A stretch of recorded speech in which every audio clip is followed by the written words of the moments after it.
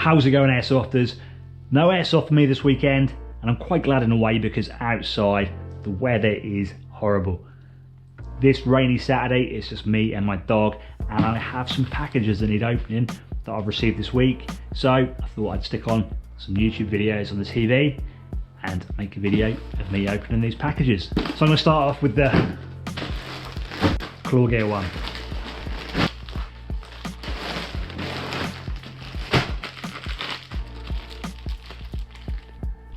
Some Clawgear patches. These are the Clawgear Raider Mark IV pants, and this colour is RAL 7013. These are some of the best trousers that I have used before. I've got my old Clawgear ones, and I just fancied a change in colour really. I like the CCE, but I just wanted something, just one colour. A year old, washed every time that I've used them, and the colour has stayed really well with these as well. No colour washout like you do with inferior brands. I'm a massive fan of Clawgear stuff. Look at the stitching in there. The material is 50% cotton and 50% nylon. This is the knee pad, the inner bit, the inner section, and it's kind of harder foam in the middle, softer foam around the outside. And got some new fitments here, some new screws and stuff. So you take these William Doodles and they go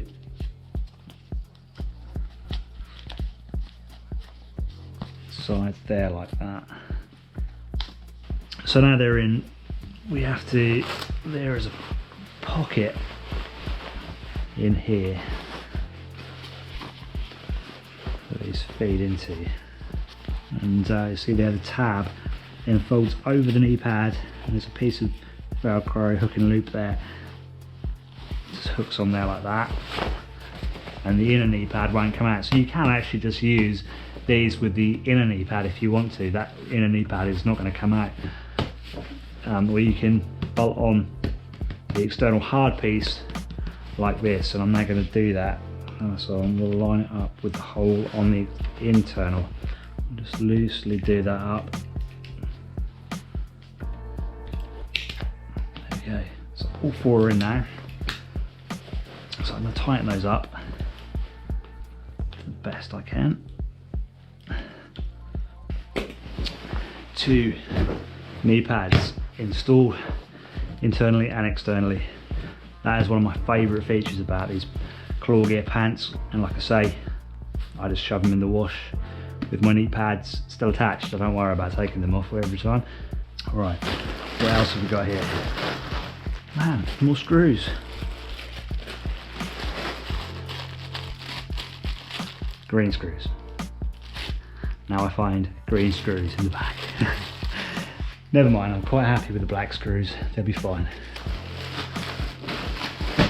So this is the combat operator shirt, again in RAL, what they call it, RAL 7013, which is like an OD green kind of colour really. Again, ripstop material, 50-50 cotton nylon. It's not going to go crispy. Again, look at these trousers as well, they don't go crispy in the wash machine. I don't know if you know what I mean by crispy.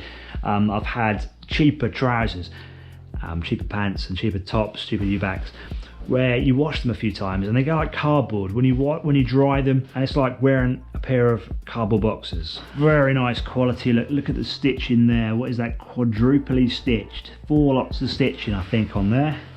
So you are not gonna rip this in a hurry. So yeah, I am very happy with that kit. So what have we got next? Right, let's have a look at this one. This one is from Skirm Shop. This is the new Rapax 2 dual spring. Heard nothing but good things about it. Apparently I can expect about 2.2 joules with it, 2.3 joules, which is exactly what I want. And it's said that this is a lighter pull than the standard silverback airsoft spring. So yeah, thanks for Skirm Shop for sending me this over. Expect to see a new SRS build, possibly a video, but I'm going to be totally rebuilding the internals of my SRS with something a little bit special that's now on its way over to me. So this has been sent to me by Tactical X-Men, and I'm cheating a little bit here because I've already opened the box up and I've done a few modifications to this helmet already. This is the FMA Caiman style helmet, and I believe it's based on the revision Caiman helmet. I really love the style of it. I've been humming and hawing about getting another helmet. Just bit the bullet and got one, and I really love this. This is lightweight, extremely lightweight, because it does get heavy for me when I do bolt all my cameras and battery packs and microphones and whatever else onto the helmet. So I'm looking forward to really using this one. Like I say, I have modified it already. I have installed the internals from my old helmet into this one. It took some getting in, but I just loved how comfortable my old helmet was. And don't get me wrong, there's nothing wrong at all with the internals of the FMA Caiman.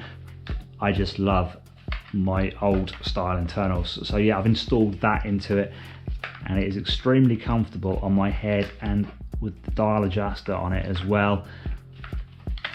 Can't wait to get using this.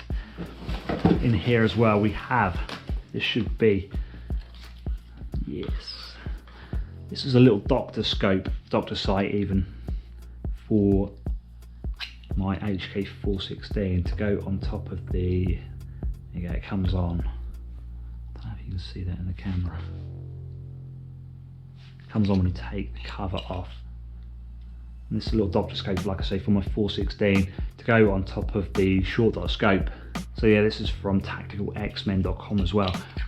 What I'm going to do is I'm going to put all the links to the companies where this stuff has come from in the description below. So if you do want to, if you are interested in taking a look at any of the stuff, you know, just click on the links below. This should be, I thought because I've got a new helmet I would buy a new GoPro adapter as well, like the Excavator style ones they call them, I think, from Amazon for about £10 they are.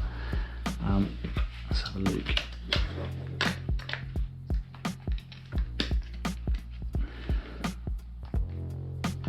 Oh, that's not great.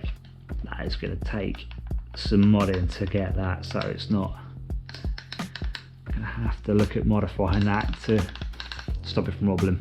So I had a question the other day about the settings that I use on my GoPro Hero 7 Black. So the shit, look at that chump. Yo did. What are you gonna do? Pick it up, you fool. What the f?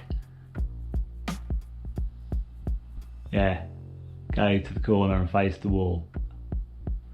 Anyway, I had a question the other day about the settings that I use on my GoPro Hero 7 Black, so I thought while I'm making this type of video I might as well just go through the settings with you and show you the settings that I do use. So I'm gonna have to switch cameras. Okay, switch cameras. Right, I'm gonna have to go side on because, here we go, can you see it? Yeah, I can just about make it out, right. So the resolution I usually use 2.7K 30 frames per second, and I used to use 60 frames per second, and I had to ask myself why bother. I find you get just good quality with 30 frames a second, if not better, I think, especially in lower light like woodlands and darker buildings. You definitely get a better picture with 30 frames per second. The only thing you don't get so much with 30 as you do with 60. With 60 you can use slow motion. You can sometimes track like a BB coming in and hitting you, but that's about the only benefit that I can really see. Using 60 frames per second uses up more memory, more battery power, so I am very happy at the moment with 2.7K 30 frames per second. Also, come back on, I also use it on, not on 16 but 9, there you go, 4:3 ratio. That gives me the option of cropping either the bottom or the top of the video if something is interesting happening at the bottom of the video, or if something interesting is happening at the top of the video. I've got the option of chopping the 16:9 ratio video that I do actually upload, I've got the option of chopping either the bottom or the top half of it, or any in between I want to. Focus pitch. Here we go. And field of view I use, as most people do, it's wide. Right, so stabilisation I have set to auto, Pro Tune settings I have on, and I have shutter on auto, EV comp 0, white balance auto, ISO 100 minimum, maximum, I'll change that for filming this video. Maximum I have it on 200 outside. Sharpness medium, colour I have it set to GoPro. I do a bit of colour correction when I'm editing, but I like the GoPro colour. Thing is with Pro Tune as well on the GoPro, it gives you a higher bit rate, so you're going to get better quality video as well with Pro Tune turned on. Raw audio off, mics I have it set to wind, although I do use an external mic, so that doesn't, when I plug the external mic in, it doesn't matter about what that says. Yeah, so they are my GoPro settings. Focus, shit bag. Anyway, I hope you've enjoyed this video. It's just been a really random video, something that I've just filmed in an hour and just uploaded it. You can probably tell. So have a great weekend if you're playing Airsoft, and I'll catch you all later. Goodbye.